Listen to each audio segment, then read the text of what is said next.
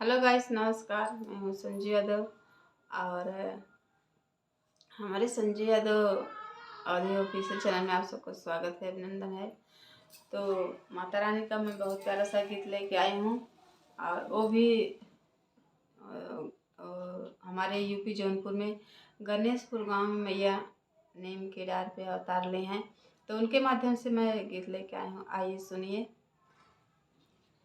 गौआ गणेशपुर में मचा हाहाकार हो, निमिया डरिया मैया लिहली अवतार हो, निमिया डरिया देवी लिहली अवतार हो, निमिया डरिया।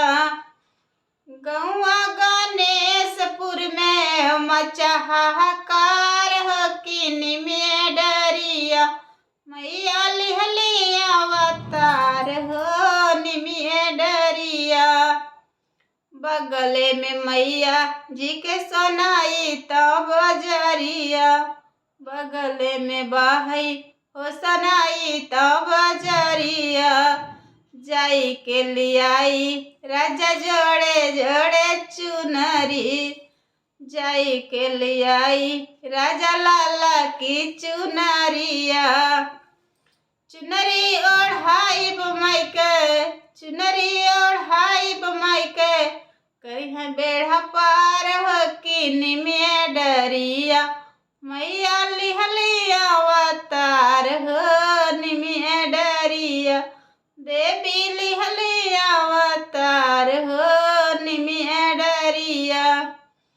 गौआ गणेशपुर में, गौआ गणेशपुर में मचा हाहाकार हो कि निमिया डरिया मैया लिहली अवतार हो, निमिया डरिया मैया लिहली अवतार हो, निमिया डरिया।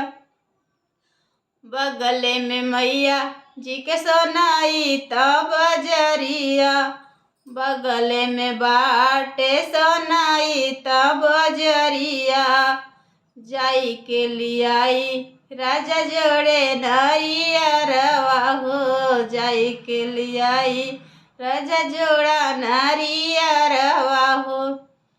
नरियर फोड़ब मैया, नरियर फोड़ब मैया, करी है बेड़ा पार हो कि निमिया डरिया देवी लिहली अवतार हो, निमिया डरिया जलनी लिहली अवतार हो, निमिया डरिया। यूपी जौनपुर में मचा हाहाकार हो, यूपी जौनपुर में मचा हाहाकार हो कि निमिया डरिया देवी लिहली अवतार हो, निमिया डरिया जलनी लिहली अवतार हो, निमिया डरिया। न्यूज सपोर्टर गौआ आवे लगातार हो, न्यूज सपोर्टर गौआ आवे लगातार हो। मैया का दर्शन पाके, मैया का दर्शन पाके मिटल अंधकार हो कि निमिया डरिया मैया लिहली अवतार हो, निमिया डरिया देवी लिहली अवतार हो, निमिया डरिया।